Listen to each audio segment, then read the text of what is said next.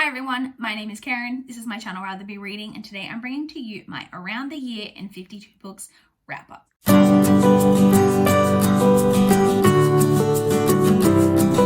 So if you guys saw my 2020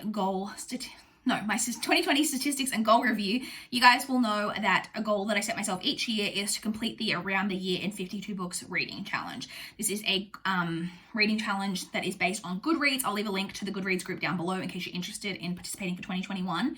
And basically, there are 52 reading prompts. The idea is to check one off each week. I've mentioned a million times, I don't do it like that. I just take all 52 challenges and try to complete them throughout the year. And if you guys saw that video, then you know that I was successful in completing the reading challenge. And so I know this video is less popular, but I enjoy hearing about this type of thing. And so I'm going to put it out there for anyone else who is interested. So I'm going to go through each of the 52 prompts, what book I read, and if necessary, explain how that book met the challenge. So let's jump straight in. So the very first challenge for the year is a book with a title that doesn't contain the letters A, T, or Y. So A, T, Y is around the year. They have a lot of challenges each, they have at least one challenge each year that relates to those three letters. For that, I used the book Poison Princess by Kresley Cole. Oh, just to be clear as well, normally I put in images throughout videos, when I'm talking about books. I'm not going to be putting, there's 52 books to talk about because I don't double up on any challenges.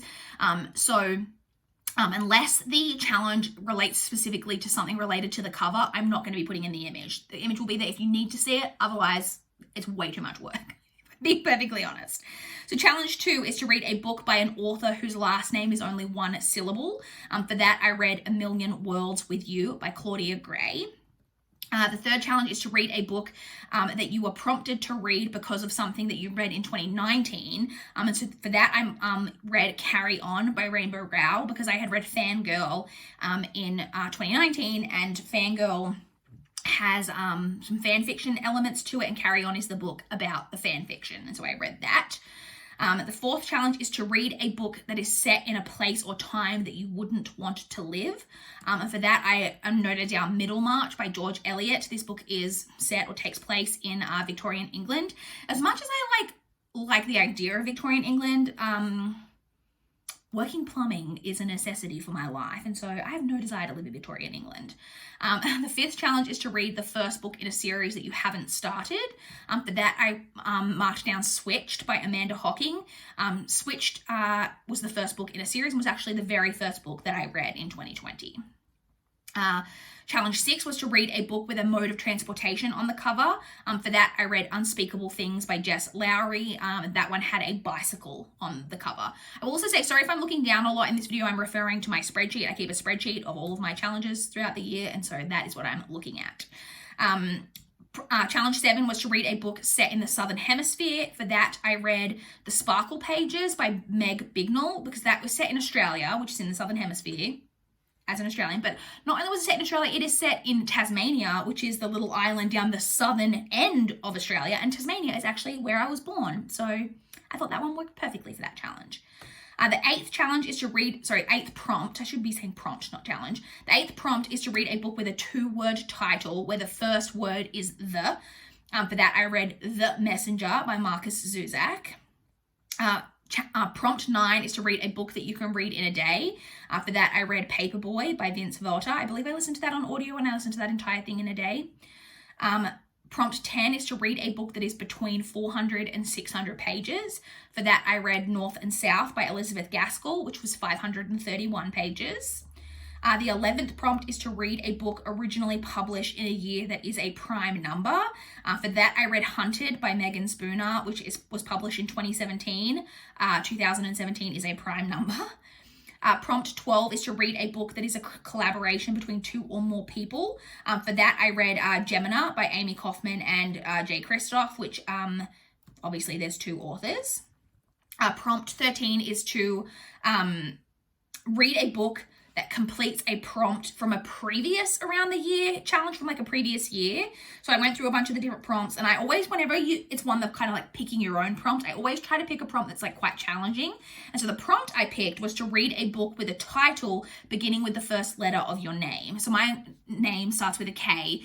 titles starting with K are incredibly hard to find. And so for that, I ended up reading Kiss of Deception by Mary E. Pearson, which I think was one of only 2 books that I read in the entire year that had a title that started with K. Prompt 14 is to read a book by an author on the ABE list of 100 essential female writers. For that, I read 1-2 Buckle My Shoe by Agatha Christie. Agatha Christie is on that list of 100 essential female writers, and I read several Agatha Christie throughout the year. Prompt 15 is to read a book set in a global city. For that, I read Night Film by Marisha Pessl, which is set predominantly in New York City. Prompt 16 is to read a book set in a rural or sparsely populated area. For that, I marked in The First Wife by Jill Childs. This was one of my NetGalley arcs, and it is set on an isolated house, on a cove by the sea. And I thought, that's pretty, a sparsely populated area. Prompt 17 is to read a book with a neurodiverse character. For that, I read Still Alice by Lisa Genova, which follows a character who is diagnosed with early onset Alzheimer's disease. Prompt 18 is to read a book by an author who you've only read once before. For that, I read The Distant Hours by Kate Morton, which was only the second book I'd ever read by her. Prompt 19 was just to read a fantasy book, and so for that, I just marked in The Mad Ship by Robin Hobb. Prompt 20 is to read the 20th book. So whether that was the 20th book on your TBR, in a series, by an author, on a particular list that you found. And so for that, I marked down Take Down 20 by Jan Ivanovic, because that is the 20th book in the Stephanie Plum series. Prompt 21 was an incredibly challenging one, and that is to read a book related to Maximilian Hell, the noted astronomer and Jesuit priest who was born in 1720. Like, what in the heck? The book I ended up reading for that was Outlander by Diana Gabaldon, and I decided that fit the prompt because the majority of Outlander is set in the 1700s, and Maximilian Hell was born in the 1700s. Maybe slightly tenuous link, but I think it works.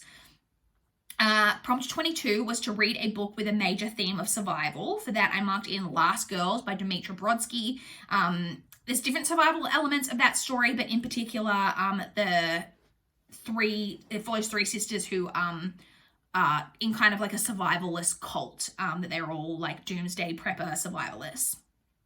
Prompt 23 was to read a book featuring an LGBT character or by an LGBT author.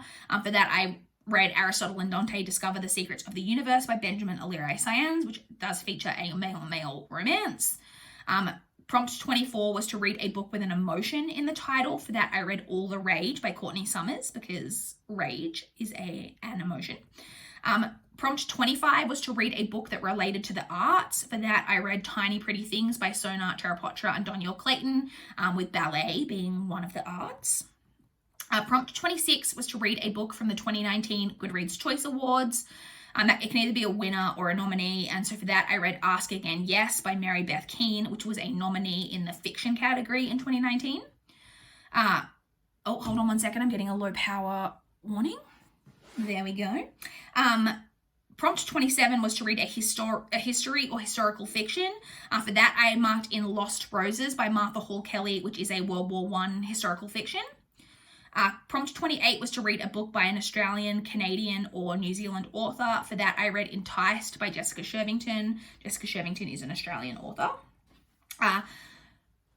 Prompt 29 was to read an underrated book, a hidden gem, or a lesser known book. So for that, I actually went to at the end of the year, I went to my Goodreads page and sorted the books that I'd read that year by number of ratings. And so the one I've marked in for that is Liar Liar by Laurie Katz. This is one of my NetGalley arcs. It's a nonfiction, and it only has 12 ratings on Goodreads. So I think that one is incredibly lesser known.